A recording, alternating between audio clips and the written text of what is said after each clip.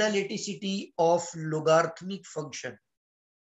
ये जो logarithmic function होता है क्या ये एनालिटिक होता है?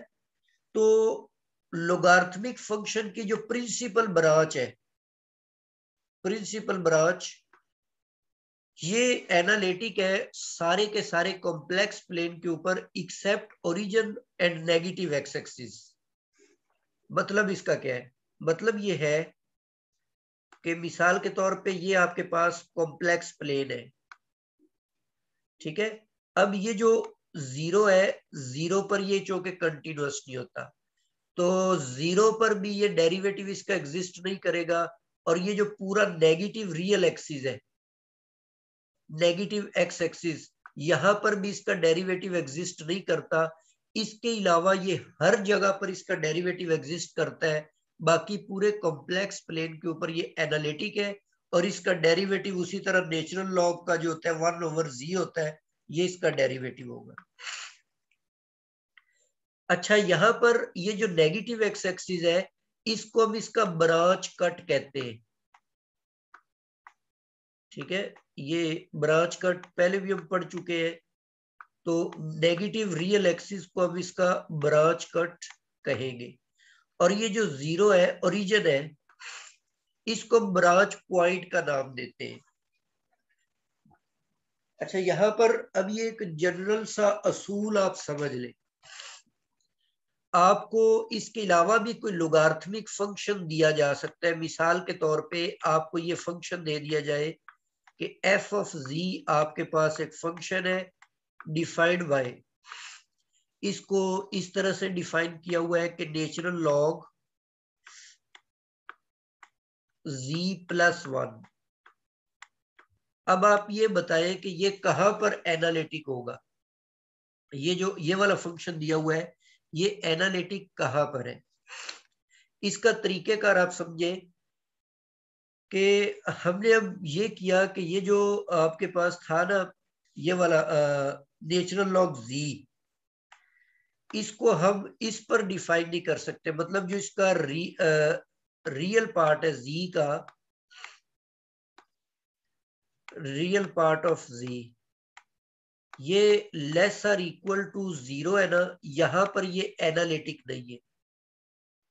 अब इस फंक्शन से आप ये वाला रीजन मालूम कर लें। तो इसमें आप देखें, इसका अगर आप रियल पार्ट निकालते हैं z+1 का, तो z+1 का रियल पार्ट कौन सा निकलेगा? ये आपके पास आ जाएगा x+1, ये इसका रियल पार्ट है। तो x+1 less or equal to zero ले लें आप, ठीक है, यही तरीकाकार इस्तेमाल करते हुए। तो यहां से आपके पास जो x है वो आ जाता है जी लेस देन -1। तो इसका मतलब है कि ये वाला जो आपको फंक्शन दिया हुआ, ये वाला, ये फंक्शन कहां पर एनालिटिक होगा? ये -1 के ऊपर एनालिटिक नहीं होगा। और -1 से ये जो नेगेटिव रियल एक्सिस है इस पर भी ये एनालिटिक नहीं होगा, बाकी ये हर जगह पर एनालिटिक होगा। तो ये आपको कोई भी एमसीक्यूज इस तरह का बना के दिया जा सकता है। अच्छा, इसके अलावा एक और बात भी समझे, ये जो ब्रांच यहाँ पर डिफाइन की हुई है, ये आपको ब्रांच किसी और तरीके से भी डिफाइन करके दी जा सकती है, उस बात को भी समझे। जैसे मिसाल के तौर पर ये आपको फंक्शन इस तरह से डिफाइन करके दिया जाता है कि नेचुरल लॉग z जो है ये बराबर है natural log modulus of z और plus iota argument of z। अब ये आर्गुमेंट के ऊपर हम कंडीशन लगा देते हैं। पहले आर्गुमेंट इस फंक्शन के अंदर था -पाई और पाई के दरमियान, ठीक है।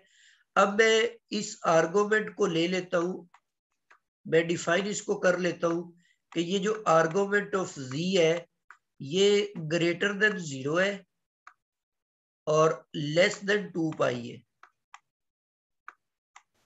ठीक है, ग्रेटर देन 0। अब इसका जो डायग्राम है वो इस तरह से बनेगी कि ग्रेटर देन 0 और लेस देन 2 पाई। अब इसमें देखें कि हमने पॉजिटिव रियल एक्सिस को इसमें इंक्लूड नहीं किया, तो इस फंक्शन के लिए ये इसका ब्रांच कट जो है वो branch cut positive real axis बनता है। ठीक है, इस फंक्शन के लिए ब्रांच कट जो है वो पॉजिटिव रियल एक्सिस। तो अगर आपको ये फंक्शन देकर पूछ लिया जाए कि ये फंक्शन कहां पर एनालिटिक है, तो आप कहेंगे कि ये फंक्शन सारे कॉम्प्लेक्स प्लेन पर एनालिटिक है सिवाय ओरिजिन के और पॉजिटिव रियल एक्सिस के। ठीक है, पॉजिटिव रियल एक्सिस पर और ओरिजिन पर ये एनालिटिक नहीं है, बाकी ये सारे के सारे कॉम्प्लेक्स प्लेन के ऊपर एनालिटिक है। तो ये बड़ा इंटरेस्टिंग एक फैक्ट है, इसको थोड़ा सा समझने की कोशिश करें। जी, यहाँ तक हमारा आज का लेक्चर मुकम्मल होता है। इसमें से इससे रिलेटेड कोई क्वेश्चन अगर आपके माइंड में है तो वो आप पूछ सकते हैं।